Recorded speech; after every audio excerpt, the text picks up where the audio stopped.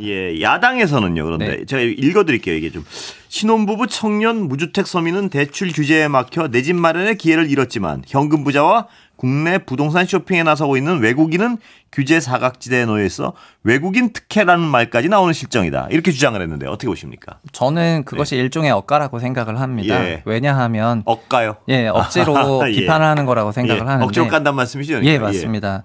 사실은 그러니까 국민의힘 개별 국회의원분들이 보실 때는 이런 6억 대출을 못 받게 하는 것이 서민 대출을 규제하는 것처럼 느끼실 수도 있을 것 같고, 그런 사실 서울의 중위주택 가격이 이미 13억 4천만 원이고 서울의 5분위 4분위 가격에서 5분위 가격은 30억 5천만 원이거든요.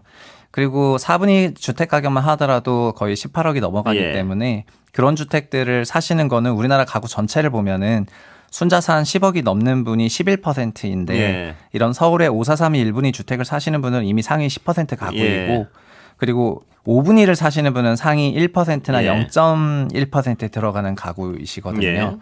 그래서 범용적인 대출이라고 보기에는 다소 고가의 대출이었다고 해석을 하는 것이 맞을 것 같습니다. 그러니까 6억 이상 받을 수 있는 사람은 서민이라고 볼 수가 없다. 이 말씀이신가요? 네, 순수한 의미의 서민은 좀 아닌 것 같고 다만 고소득인데 부모로부터 자산을 보전받지 못하는 자수성가형 화이트 칼라들이 봤을 때는 스트레스 받는 대책일 수도 있는데요. 그런데 통상 보면은 제가 좀 안타깝게 생각하는 건 오늘 추경호 의원실 자료를 보면 전세 끼고 갭 매수를 하는 게 먼저 나타나고 그다음에 대출을 받아서 매수하는 게 한 달 레깅으로 나타나거든요.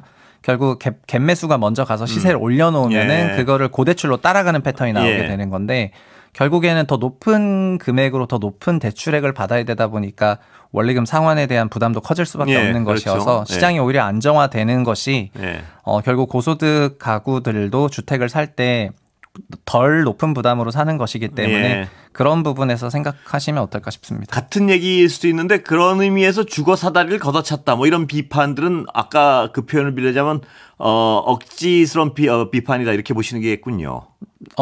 고가로만 가격만 놓고 본다면은 가격이 상승하는 자산이 무조건 올라타야지 주거 사다리를 올라타는 거라고 저는 생각 안 하고요. 그냥 주거 시장이 안정화되는 것이 좀 더 한국 전체에 낫다고 생각을 하고요. 그리고 뭐 새 정부는 저 개인적으로는 주식 사다리를 내려줄 걸로 생각을 하고 있어서 그런 전환이 일어난다면은 뭐 한국 역사에는 한 번도 없었던 전환이기 때문에 일단 기대가 있긴 있는데요. 다만 주식보다는 주택 시장이 훨씬 시가총액도 크고 사람들의 관성도 있고 관습적인 투자도 있었기 때문에 바꾸기가 어렵긴 하지만은 주택시장이 안정화되면은 주거비가 절감되고 주거비 절감된 걸 통해 가지고 투자든 생활이든 다른 부분으로 여유 자금을 쓸 수 있게 된다면은 그것이 주택 가격이 오르지 않는다 하더라도 주거 사다리가 걷어차진 것은 아니라고 생각하고 여기서의 주거 사다리는 말 그대로 높은 지역으로 가야만 되는 것이 아니라 자기의 삶의 질이 좀 더 개선되는 방향의 넓은 의미라고 해석하고 있습니다. 주거 사다리를 그 말하는 분들은요.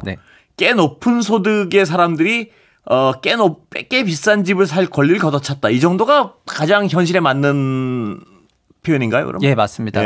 특히 그 중도금 대출 경우에는 그냥 받을 수 있지만 잔금 대출 경우에는 이게 6억 넘어서는 받을 수가 없기 때문에 가령 10억으로 분양하는 10억대 이하 분양은 큰 문제가 없겠지만은 뭐 서울에 고가 분양을 하게 되면은 10억 넘는 분양을 하게 되면은 필요한 돈이 종전보다 훨씬 더 늘어나게 되거든요. 그런 부분에서 신혼부부라든가 이런 새 정부나 이전 정부에서 청약의 기회를 대폭 넓혔던 건 사실인데 그 청약 기회가 소득이 신생아 대출 같은 경우에도 부부 합산소득 2억까지 확대가 됐으니까 합산소득 2억은 소득 랭킹을 보더라도 상위 10% 안에 무조건 들어가는 구간이어서 고소득 구간자들이 봤을 때는 불편함이 있는 게 사실인 건 맞는데요. 고소득 구간자들을 불편하게 하는 대책은 맞지만 이게 서민들 주거 사다리랑 아무 상관이 없다 이렇게 볼 수 있겠군요. 그리고 저는 그 고소득 분들에게도 나쁘지 않은 게 주택시장이 안정화되는 것이 부담이 더 낮춰지는 방향이라고 생각을 합니다. 그러니까 그 꽤 비싼 집을 살 수 있는 분들도 이렇게 해서 집값을 잡아놔야지